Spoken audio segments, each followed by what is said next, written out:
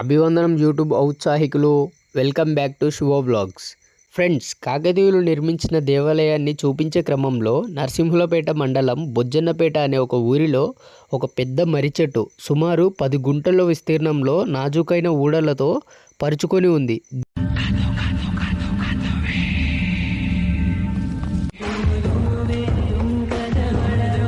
దీన్ని చూడంగానే నేనైతే ఎంతో ఆశ్చర్యానికి గురయ్యాను. నేనైతే ఒక నేచర్ లవర్ని. సో ఈ ప్రదేశం అయితే నేచర్ లవర్స్ని బాగా ఆకర్షిస్తుంది.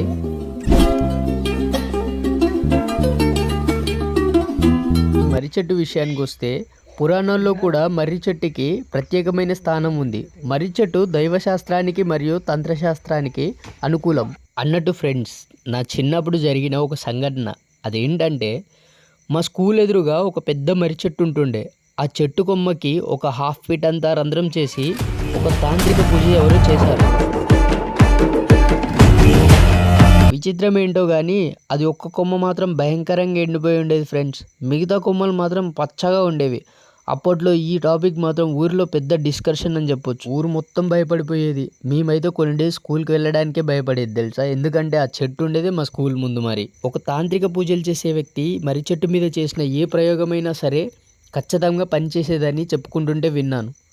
కానీ ఇక్కడ భయపడాల్సిన విషయం ఏమి లేదు ఫ్రెండ్స్. ఎందుకంటే ఈ చెట్టు మొదట్లో ఆ మహాశివుడు కొలువు తీరి దర్శనాన్ని ఇస్తున్నాడు.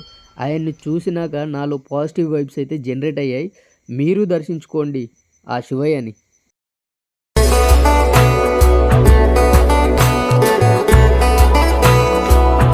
సో ఫ్రెండ్స్, ఈ వీడియో కనుక మీకు నచ్చినట్టయితే please do like, share and subscribe Shiva vlogs channel.